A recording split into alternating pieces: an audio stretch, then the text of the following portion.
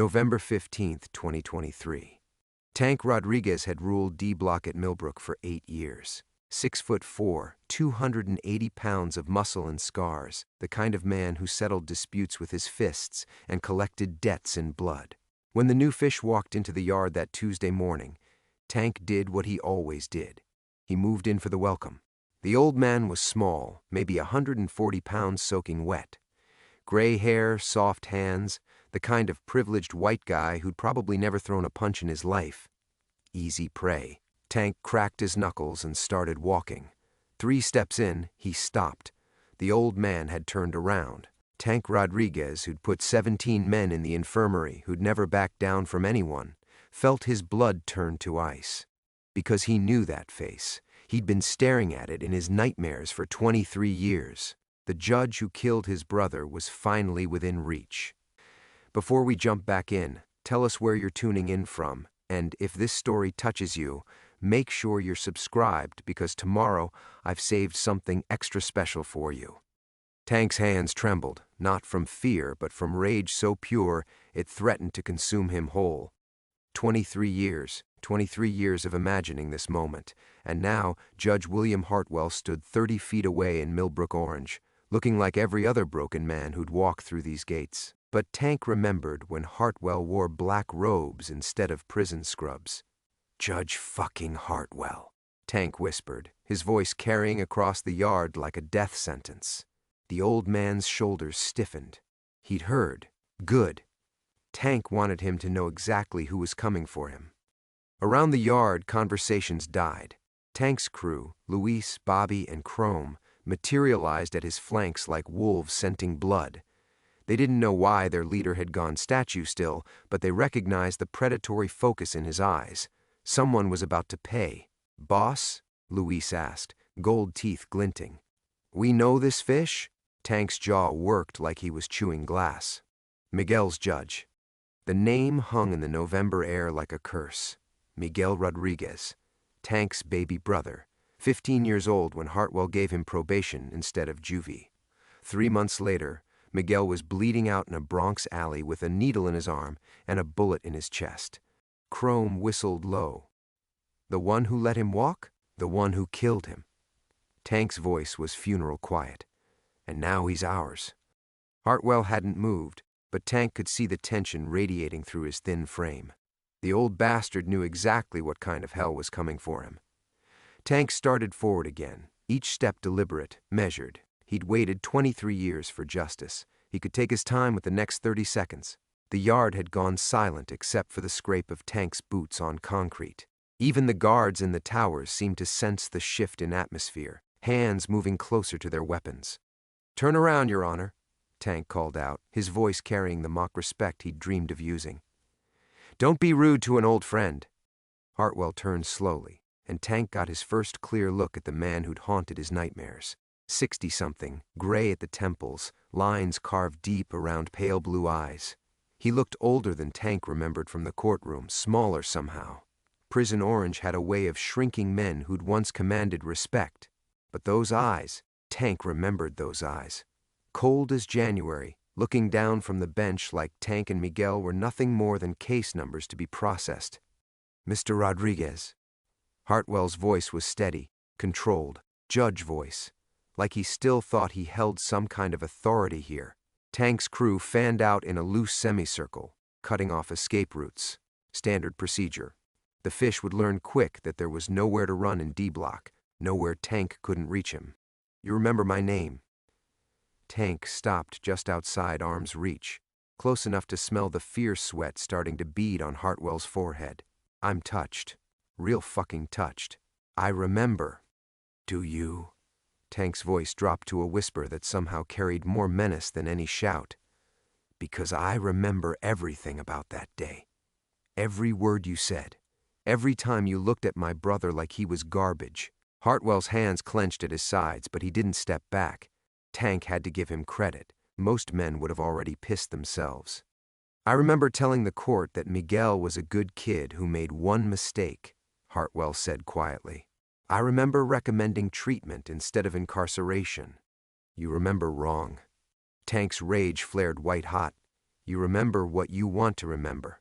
But I remember the truth. You sent a 15-year-old boy back to the streets with probation and a prayer, and 3 months later I was identifying his body in a fucking morgue.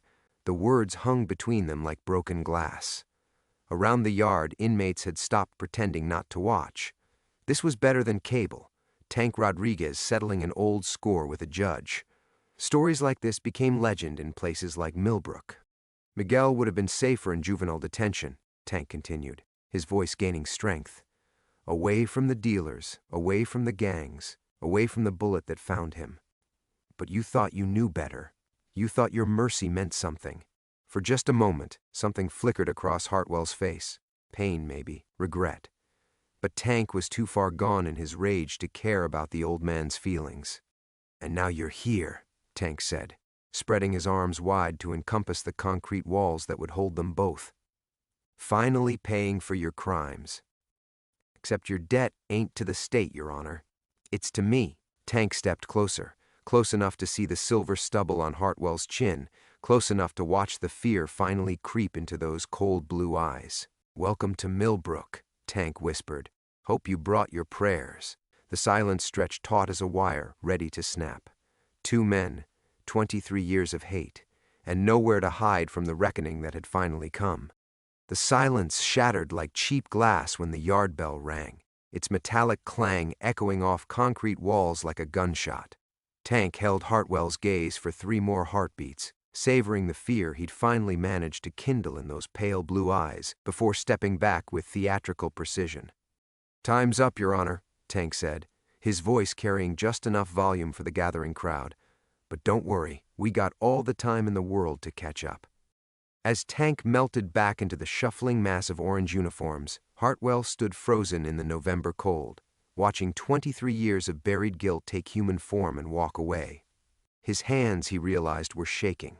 Not from fear, though God knew there was plenty of that, but from the terrible weight of recognition.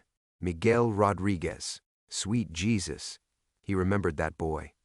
The walk back to D Block passed in a haze of fluorescent lights and echoing voices. Hartwell moved through the motions, the count, the search, the mechanical shuffle to his 8x10 cell, while his mind spiraled backward through the years. He'd presided over thousands of cases, sent hundreds of men to prison, but Miguel's face had never left him. A 15-year-old with Tank's dark eyes but none of his brother's hardened rage. Just a scared kid who'd been caught with an ounce of weed and a stolen car. Back in cell 47, Hartwell sank onto the narrow cot that would be his bed for the next 5 years. His cellmate, a wiry car thief named Danny who'd been mercifully absent during the yard incident, was sprawled on his own bunk reading a paperback thriller. The cell smelled of industrial disinfectant and the lingering ghost of 1,000 desperate men. "Rough day, old-timer?" Danny asked without looking up from his book. Hartwell didn't answer. Instead, he pulled out the single photograph he'd been allowed to keep. A snapshot of his daughter Sarah taken last Christmas, her smile radiant as she held her newborn son, his grandson, William James Hartwell IV, named after a grandfather currently serving time for tax evasion. The photo's edges had worn soft from handling. Sarah's green eyes, his late wife's eyes, seemed to look right through him with a mixture of love and disappointment that cut deeper than any blade. She'd visited twice since his incarceration began 3 months ago, bringing updates about little Billy's first tooth, his first laugh, the way he grabbed for everything with chubby fingers. "He looks just like you did as a baby," she'd said during that last visit, voice thick with unshed tears. "Mama would have loved him so much." Catherine. Dead 4 years now from the cancer that had eaten them alive financially before it claimed her life. The medical bills had been staggering. Experimental treatments, specialist consultations, medications that cost more than most people's mortgages. Insurance covered the basics, but hope? Hope was expensive. That's where the money had come from. The bribe money. $200,000 in a manila envelope, delivered by a nervous lawyer who represented interests that preferred not to be named. All they wanted was a lighter sentence for a young drug dealer named Miguel Rodriguez. Community service instead of juvenile detention. Treatment instead of incarceration. "The boy's not a criminal," the lawyer had insisted. He's a victim of circumstance. Surely your honor can see the wisdom in rehabilitation over punishment." Hartwell had stared at that envelope for 3 days before touching it. 3 days while Catherine grew paler in her hospital bed, while her doctors spoke in hushed tones about experimental trials in Switzerland, about procedures that might buy them time if only they could find the money. In the end, love had trumped justice. He'd taken the bribe and given Miguel Rodriguez probation, telling himself he was saving 2 lives, the boy's and his wife's. The treatment had bought Catherine 6 more months. Miguel Rodriguez had gotten 3. The irony wasn't lost on him. He'd taken dirty money to save his wife, and she'd died anyway. He'd shown mercy to save a boy, and the boy had died anyway. And now he was here, finally paying for crimes that felt both monumental and meaningless. Danny's page-turning had stopped. The cell had grown quiet except for the distant sound of televisions and conversations bleeding through concrete walls. Somewhere in this maze of cells, Tank Rodriguez was planning his next move. Hartwell had seen enough prison movies to know how this story usually ended. He thought about calling Sarah, using his weekly phone privilege to hear her voice one more time. But what could he say? That he'd finally met the brother of the boy whose death had haunted his dreams? That his past had caught up with him in the worst possible place? Instead, he kissed his fingertip and pressed it to Sarah's photograph, the way he'd done every night since arriving at Millbrook. Then he slipped the picture back into his shirt pocket, close to his heart, and tried to prepare for whatever tomorrow would bring. Outside his cell window, darkness was falling over the prison yard, but Hartwell knew sleep wouldn't come easy tonight. 23 years of guilt had finally found its voice, and it sounded exactly like Tank Rodriguez promising a reckoning. Sleep never came. Hartwell lay on his narrow cot listening to the symphony of Millbrook after dark, distant conversations bleeding through concrete, the occasional slam of steel doors, footsteps echoing in corridors that never truly slept.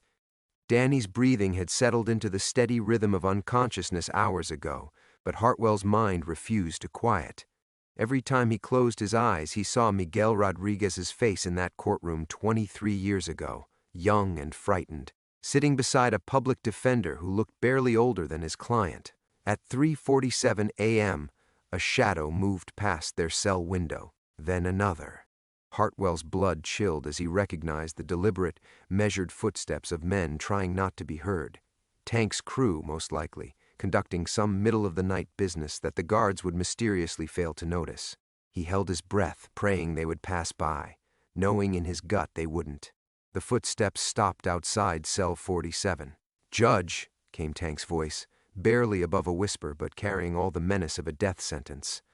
"I know you're awake." Hartwell didn't move, didn't breathe. On the opposite bunk, Danny's steady snoring continued uninterrupted. "Got something for you," Tank continued. "Call it a present. Welcome gift to your new home." The scrape of paper against concrete. Something sliding under the cell door.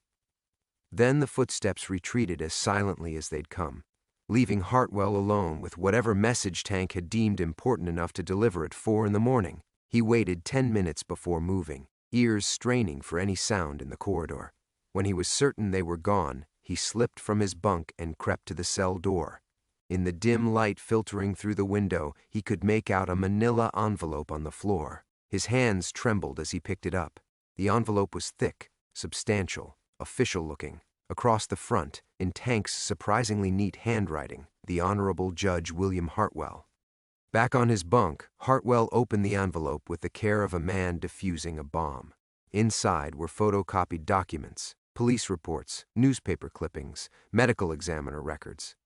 All dated 23 years ago, all concerning the death of Miguel Rodriguez. The first document made his stomach lurch. A crime scene photograph showed Miguel's body in an alley, 17 years old and lifeless, a needle still hanging from his arm. The boy who had stood in Hartwell's courtroom looking like he might cry had become another statistic, another casualty of a system that chewed up kids and spat out corpses. But it was the second document that stopped Hartwell's heart completely. A police report, filed 3 days after Miguel's death. The investigating officer had interviewed several witnesses, including other addicts who'd been in the alley that night. According to their statements, Miguel had been clean for 2 months before his death. He'd been attending NA meetings, working part-time at his uncle's garage, trying to rebuild his life after the wake-up call of his arrest. The heroin that killed him wasn't his usual brand. The purity was much higher than street-level drugs, suggesting it came from someone with access to wholesale supplies, someone who wanted Miguel dead and had the resources to make it happen. The third document was a supplemental report filed a week later. The investigating detective had discovered that Miguel had been asking questions around the neighborhood about who had bribed the judge to give him probation instead of jail time. He'd been telling people that someone had paid to keep him on the streets, and he wanted to know why. Hartwell's vision blurred as the implications crashed over him like a tsunami. The bribe hadn't been about mercy at all. It had been about murder. Someone had paid $200,000 to ensure Miguel Rodriguez stayed on the streets where they could reach him.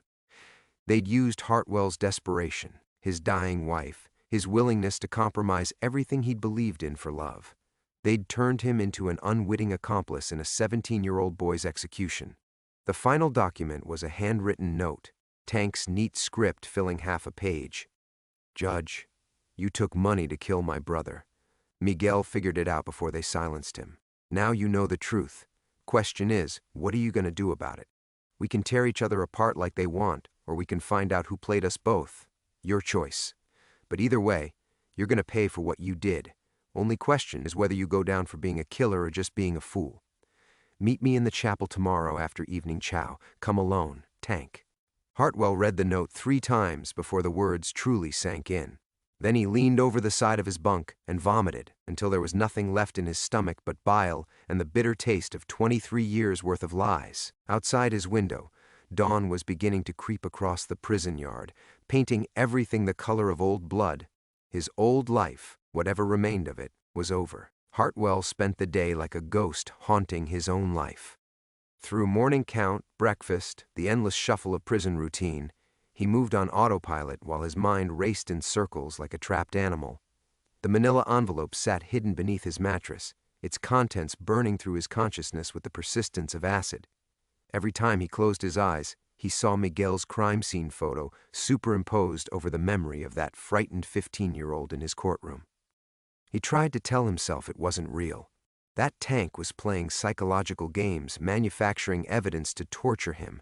But the police report numbers checked out. He'd memorized enough case files to recognize authentic documentation. And deep in his gut, where truth lived despite decades of careful self-deception, he'd always known something was wrong about that bribe. During rec time, he attempted the prison library, thinking work might quiet his spiraling thoughts. The librarian, a soft-spoken lifer named Peterson who'd been running the place for 15 years, barely looked up when Hartwell approached the law section. "Looking for anything specific, Judge?" The casual use of his former title made Hartwell wince. Word traveled fast in Millbrook. By now, everyone knew who he was, and more importantly, who wanted him dead. "Just keeping current," Hartwell mumbled, pulling a random volume on appellate procedure. Peterson's eyes flicked toward the entrance, then back to his cataloging. "Might want to stick to fiction for a while," he said quietly. "Legal research draws attention. Attention you don't want right now." Hartwell followed his gaze and saw Luis leaning against the doorframe, Tank's gold-toothed lieutenant surveying the library like a predator marking territory.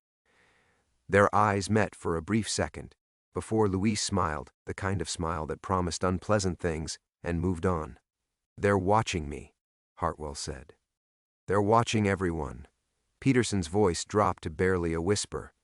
"But you? You're special. Tank's been waiting 23 years for you to show up.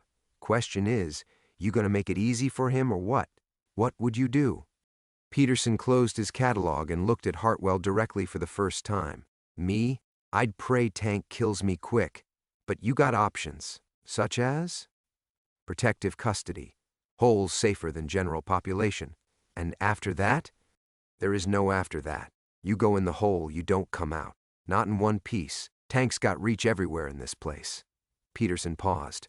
"Of course, there's always the other option." Hartwell waited, though part of him already knew what Peterson would say. Meet whatever terms Tank's offering. Work something out. Man's been carrying this grudge since Clinton was president. Maybe he just wants to talk.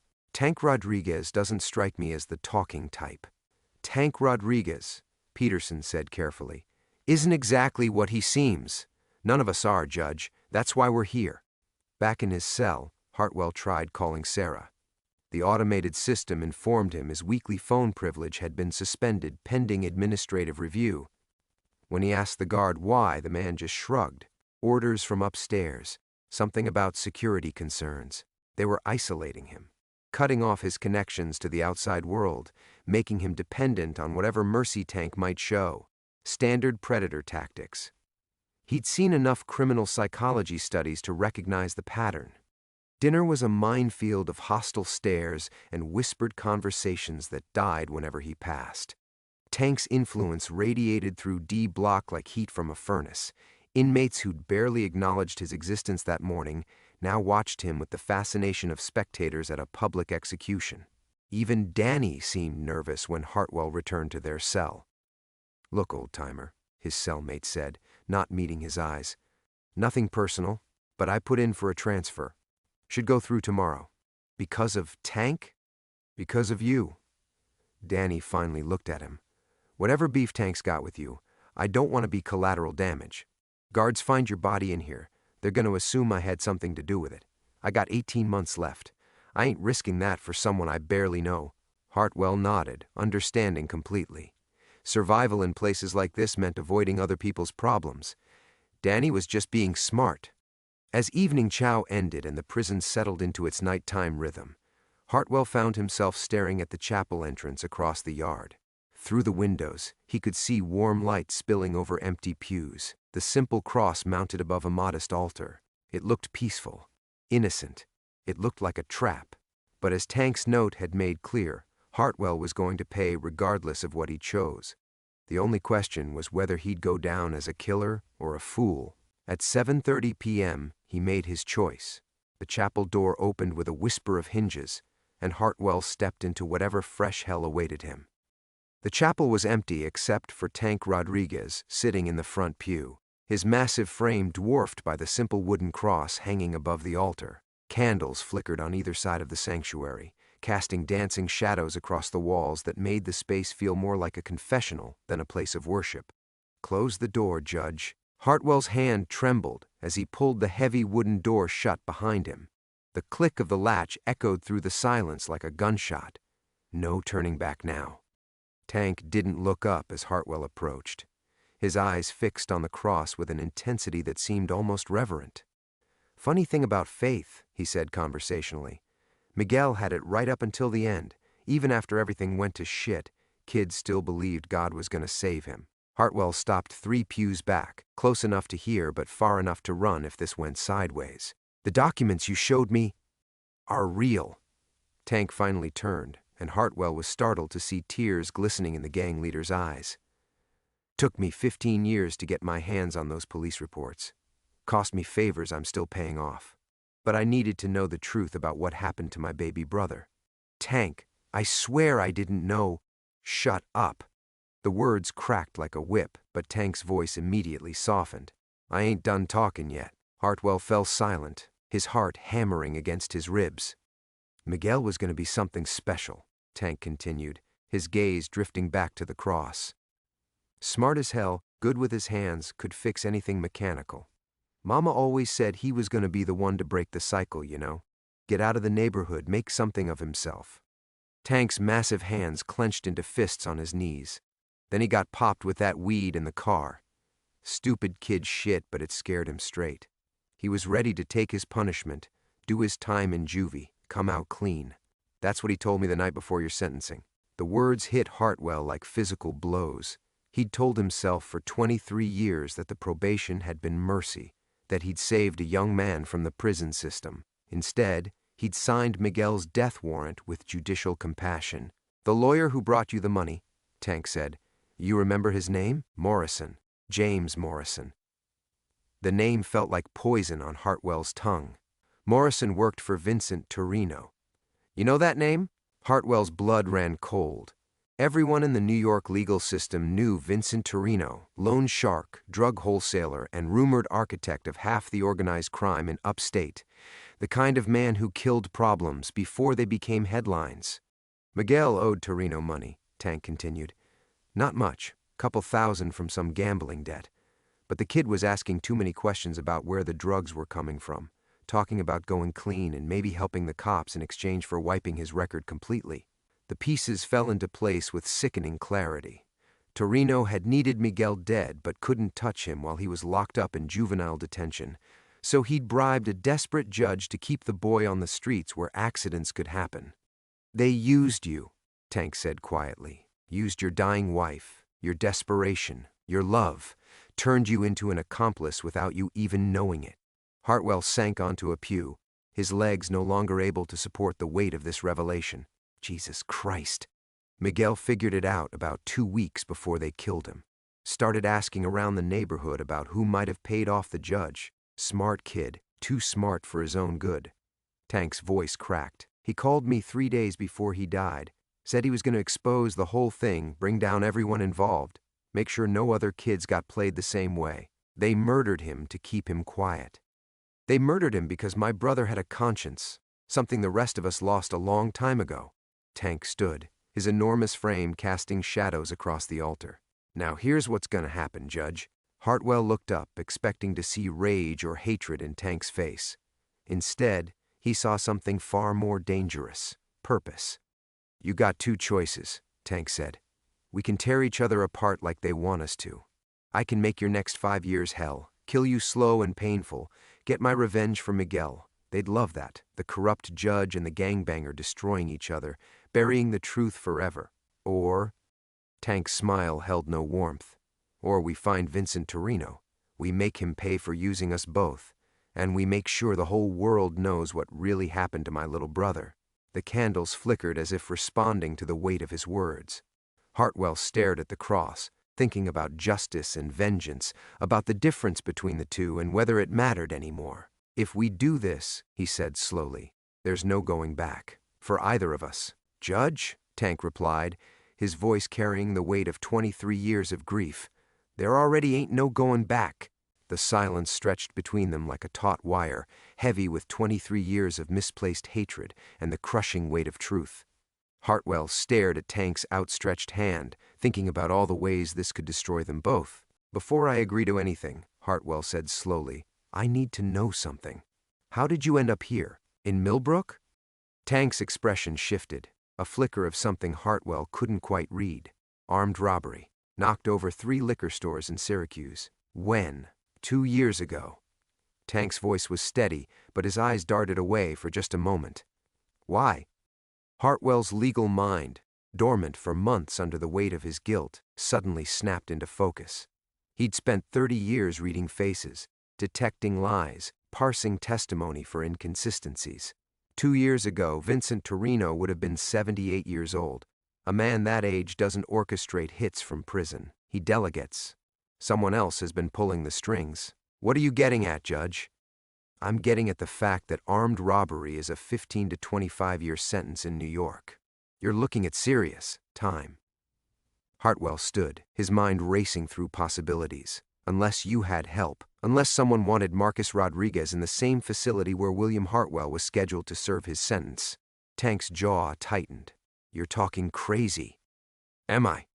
You show up here 2 years ago with a sentence that conveniently overlaps with mine. You have detailed police files that took you 15 years to obtain, but they're sitting in pristine condition like someone just handed them to you yesterday. Hartwell stepped closer, his fear evaporating as the prosecutor in him awakened. Someone's been planning this reunion, Tank. The question is whether you're their partner or just another pawn. I told you. You told me what someone wanted you to tell me. Hartwell's voice grew stronger with each word. Think about it. Who suggested you hit those liquor stores? Who gave you the idea? Who made sure you got caught? Tank's massive frame went rigid. Nobody made me do nothing. Really? Because I'm starting to think we've both been dancing to someone else's music for a very long time. For the first time since entering the chapel, Tank looked uncertain. Miguel's dead because of you. That ain't a lie. Miguel's dead because of a system that used both of us, Hartwell corrected. But Vincent Torino didn't mastermind this from beyond the grave. Someone else wanted us here together, tearing each other apart. Tank was quiet for a long moment, his brow furrowed in thought. When he spoke again, his voice was barely above a whisper. There was this guy, called himself a friend of Miguel's, said he'd been looking into my brother's death for years. What was his name? Never gave one. But he's the one who told me about the judge who took the bribe, said he'd been tracking you, waiting for justice. Tank's eyes widened as the implications hit him. Son of a bitch. He arranged your arrest? Not exactly. But he knew things. About the stores I was casing, about their schedules, their security systems. Said he wanted to help me get enough money to hire a real detective, someone who could prove what happened to Miguel. Hartwell felt sick. And you trusted him. I was desperate. You killed my brother and walked free for 23 years. When someone offered me a chance at justice, I took it. Justice? Hartwell's voice rose. You think murdering me in here would be justice? I think. Tank stopped, his face cycling through confusion, anger, and finally a dawning realization. I think I'm the biggest damn fool in this place. The chapel door creaked open behind them. Both men spun toward the sound, expecting guards or inmates, but instead saw a figure in an expensive suit stepping into the candlelight. Actually, said Assistant Warden Patricia Hendricks, her voice carrying the satisfied tone of someone whose plan had finally come together, I think you're both exactly where you need to be. Hartwell's blood turned to ice. Hendricks had been the one pushing for his placement in general population instead of protective custody. She'd been the one to deny his phone privileges, cutting him off from the outside world. And now she was standing in the chapel at 10 o'clock at night, looking like she owned the place. You, Tank breathed, recognition dawning on his face. You're the one who came to me about Miguel. Hendricks smiled. Took you long enough to figure it out, Marcus. Though I have to admit, watching you two dance around each other has been quite entertaining. Why? Hartwell demanded. What do you want? What I've always wanted, Judge, Hendricks replied, pulling the chapel door shut behind her. Justice. And you're both going to help me get it, whether you want to or not. The click of the chapel door closing echoed like a death knell through the sacred space. Hendricks moved with predatory confidence, her heels clicking against the stone floor as she approached the altar. In the candlelight, her face looked carved from marble, beautiful, cold, and utterly without mercy. Justice, Hartwell repeated, his voice hoarse. You orchestrated all of this for justice. I orchestrated this for my daughter. Hendricks stopped beside the front pew, her hand resting on the wooden back like she was claiming a throne. Emily Hendricks, 15 years old, honor student, volunteer at the animal shelter, dead of a fentanyl overdose 3 years ago. The name hit Tank like a physical blow. His face went ashen, massive hands gripping the pew in front of him. Emily, Christ, no. You remember her, don't you, Marcus?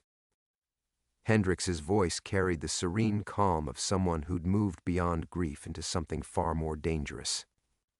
Sweet little white girl from the suburbs, bought drugs at one of your corner spots, one of the territories you controlled when you were running with the Kings. I was out by then, Tank protested weakly. Been clean for years when that happened. Clean? Hendricks laughed, the sound sharp as broken glass. You built that empire, Marcus. Recruited the dealers, established the territory, created the pipeline that killed my baby. The fact that you walked away doesn't absolve you of what came after. Hartwell's mind raced, trying to process the revelation.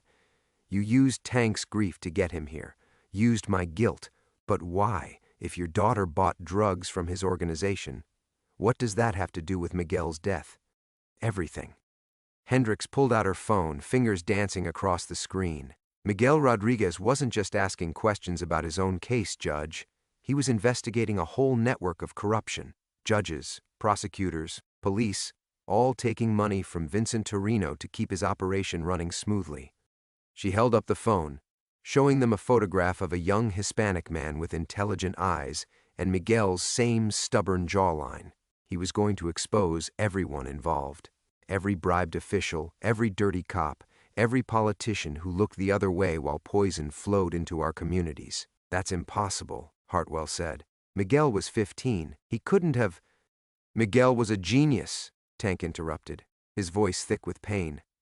Kid could hack into anything, cross-reference data like some kind of computer.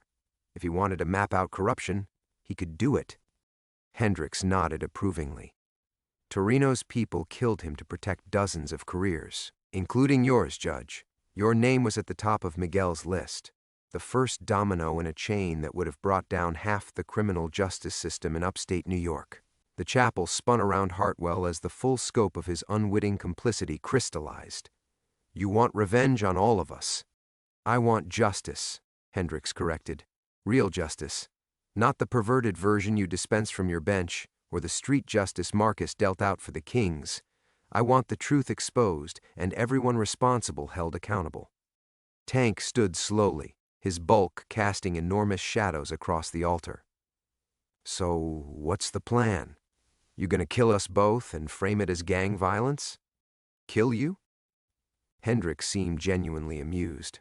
That would be mercy. No, gentlemen. You're going to help me finish what Miguel started. You're going to help me destroy everyone who profited from my daughter's death. And if we refuse? Hartwell asked. Hendricks' smile could have frozen hell. Then Tank dies of a drug overdose tomorrow morning. Heroin laced with fentanyl, smuggled in by corrupt guards. And you, Judge, suffer a tragic accident in the laundry room. Industrial equipment can be so dangerous when it malfunctions. You can't. I can do anything I want, Hendricks snapped, her composure cracking for the first time. I run this place.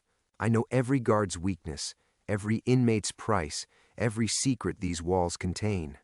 I've been preparing for this moment since the day I buried my 15-year-old daughter. Tank and Hartwell exchanged glances, understanding passing between them without words. They were trapped, but they were trapped together. Whatever game Hendricks was playing, their only chance was to play it better. What do you need us to do? Tank asked quietly.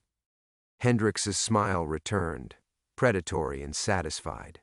Miguel's research is still out there, hidden, encrypted, but recoverable with the right motivation.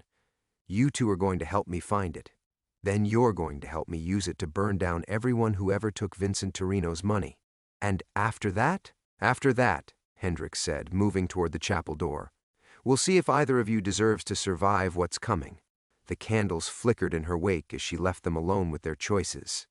In the silence that followed, Hartwell realized they'd passed the point of no return. Whatever happened next would reshape all their lives, or end them. Tank's voice cut through the darkness. Judge, I think we're in hell. Hartwell stared at the chapel door long after Hendricks' footsteps faded into silence. The candles guttered in the draft, casting writhing shadows across the walls like souls in torment. Tank's words hung between them, a statement that felt less like metaphor and more like geographical fact. Maybe we are, Hartwell said finally, but even hell has rules. Tank turned to face him, and in the flickering light, Hartwell saw something he'd never expected to see in those dark eyes. Respect. What you thinking, Judge? I'm thinking Patricia Hendricks just made the same mistake every criminal makes when they get too close to their goal. Hartwell's voice grew steadier as his legal mind engaged fully for the first time in years. She revealed too much. Showed us her hand when she thought she had us cornered. She does have us cornered, does she? Hartwell stepped closer, his fear transforming into something sharper. Think about what just happened. She's the assistant warden of a federal facility, but she's running around threatening inmates with murder. She's talking about encrypted files and burning down the justice system. That's not grief-talking anymore, Tank. That's obsession. And obsession makes people sloppy. Tank's eyes narrowed. You got a plan? I got the beginning of one. Hartwell moved to the front pew, his mind racing through possibilities. Hendricks wants us to find Miguel's research. She needs us alive and cooperative to do that, which means for the first time since we got here, we have leverage. Leverage don't mean much if she can have us killed tomorrow. She can't. Hartwell's voice carried the certainty of someone who'd spent decades navigating institutional politics. Look at the timing. She waited until now to reveal herself, Waited until we were both here and angry enough to want revenge. That's not coincidence. That's desperation. Tank frowned. Explain. Federal facilities are audited constantly. Internal affairs, inspector generals, congressional oversight. If two inmates die under suspicious circumstances within days of each other, especially a former federal judge and a high-profile gang leader, there will be investigations. Real ones, with subpoenas and forensic accounting and background checks on every staff member. Understanding dawned in Tank's expression. Including her. Exactly. Whatever Hendricks has been doing to prepare for this, moving money, accessing files, corrupting guards, it all falls apart the moment federal investigators start looking. She needs us alive, and she needs this to look legitimate. Tank sat heavily on the pew beside him. So what's our play?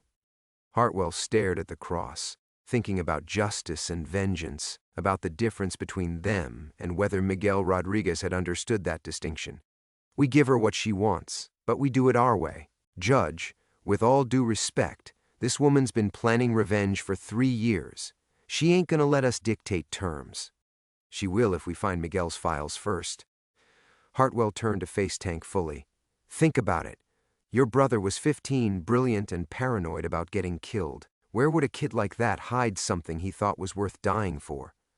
Tank was quiet for a long moment, his massive frame still as stone. When he spoke, his voice was barely above a whisper. Miguel had this thing about places that felt safe, used to hide his good stuff, his electronics, his money, his journals, in churches.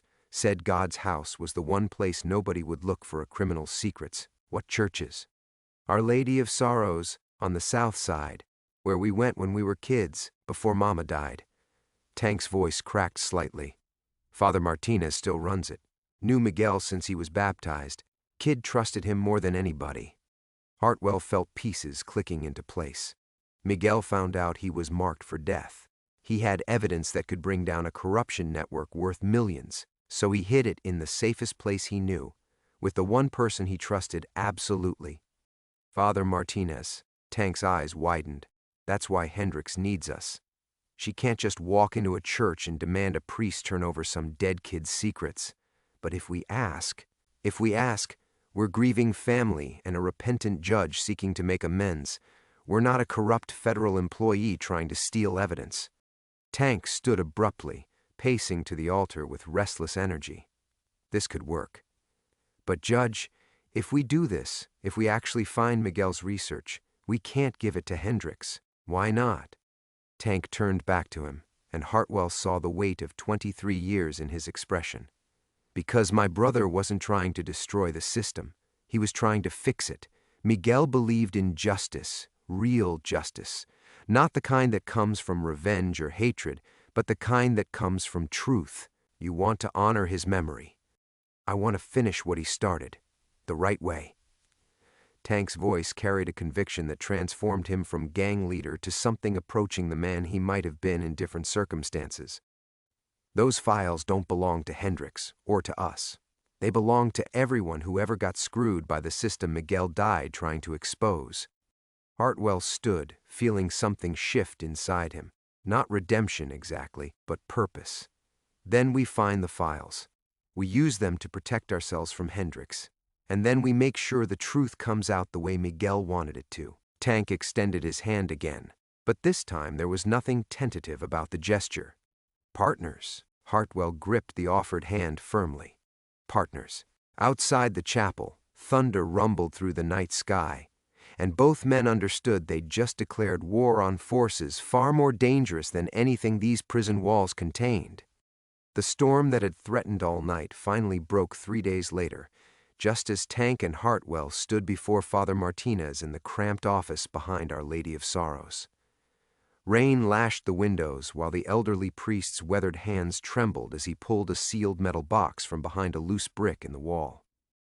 Miguel made me promise, Father Martinez whispered, his accent thick with emotion. 23 years I've carried this burden. He said someday his brother would come, and I would know it was time. Tank's massive frame shook as he accepted the box. Inside, beneath layers of protective plastic, lay dozens of diskettes, printed documents, and a letter written in Miguel's careful script. The research was all there, Names, dates, bank accounts, meeting locations. A 15-year-old boy's methodical documentation of a corruption network that stretched from street corners to federal courtrooms. Vincent Torino's name appeared 847 times. Hartwell's appeared 12. Jesus, Tank breathed, staring at a photograph of his teenage brother, surrounded by computer equipment in this very church. He was just a kid trying to save people. They'd given Hendricks a copy of everything, as promised, but not before Tank had memorized every detail, and not before Hartwell had drafted the letter they would send to the Justice Department, the FBI, and every major newspaper in the state.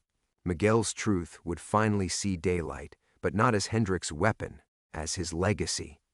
Now, 6 months after their release, Hartwell sat in the visiting room at Millbrook Correctional Facility, watching Hendricks across the metal table. She wore standard orange instead of her tailored suits, her face hollow from the weight of her 20-year sentence for conspiracy, obstruction of justice, and abuse of power. "You destroyed me," she said quietly. "You destroyed yourself," Hartwell replied. "We just made sure the truth came out." Through the reinforced windows, he could see the yard where he'd once walked in fear. The memories felt like scenes from someone else's life. The man who'd entered these gates carrying 23 years of guilt had died in that chapel, replaced by someone who understood the difference between justice and revenge.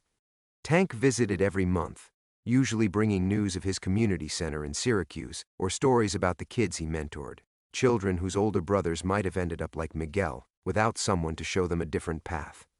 The gang leader was gone, replaced by a man who channeled his protective instincts toward healing rather than violence. Miguel would be proud, Hartwell had told him during their last conversation. "Think so?" Tank had asked, and for a moment he looked like the scared kid he'd once been, desperate for his little brother's approval. "I know so." The corruption network Miguel had exposed led to 47 indictments, including 3 federal judges, 2 prosecutors, and a dozen police officers. Vincent Torino's empire crumbled posthumously, its foundations revealed to be built on the graves of children like Miguel Rodriguez and Emily Hendricks. Hartwell taught constitutional law now at a small college upstate, his classroom filled with students who knew his story and came seeking their own understanding of justice. He spoke often about the weight of decisions, about how every choice rippled outward in ways that could never be predicted or controlled. On quiet evenings, he would sit in his modest apartment and read Miguel's letter, the one the boy had written knowing he was going to die, addressed to whoever would eventually continue his work. The handwriting was careful, mature beyond its author's years. "If you're reading this, then they got me. But that's okay, because the truth is bigger than any of us. Don't use what I found for revenge. Use it to make sure no other kids have to die for old men's greed. Justice isn't about punishment, it's about protection. Protect the innocent. That's all any of us can do." The words had become Hartwell's prayer, his daily reminder of why he'd survived his time behind those walls. Not to find redemption, that was too simple, too clean.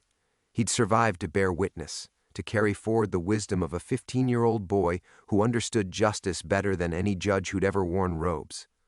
Sometimes, late at night, he would dream of that chapel where everything had changed. In the dreams, Miguel was there too, not as a victim, but as a guide, showing them both the path forward. Tank would be there, and Hendricks, and even Vincent Torino, all of them linked by choices that could never be undone but could, perhaps, be transformed into something approaching meaning. The thunder always woke him from these dreams, but Hartwell no longer feared the sound. He'd learned that storms, like justice, served a purpose, washing away what was corrupt, clearing the air for whatever came next. In the morning, he would rise and return to his classroom, carrying Miguel's truth forward one student at a time, one choice at a time, one small act of protection at a time. The boy's legacy lived on, not in the destruction of his enemies, but in the hope that someday justice and mercy might finally learn to dance together.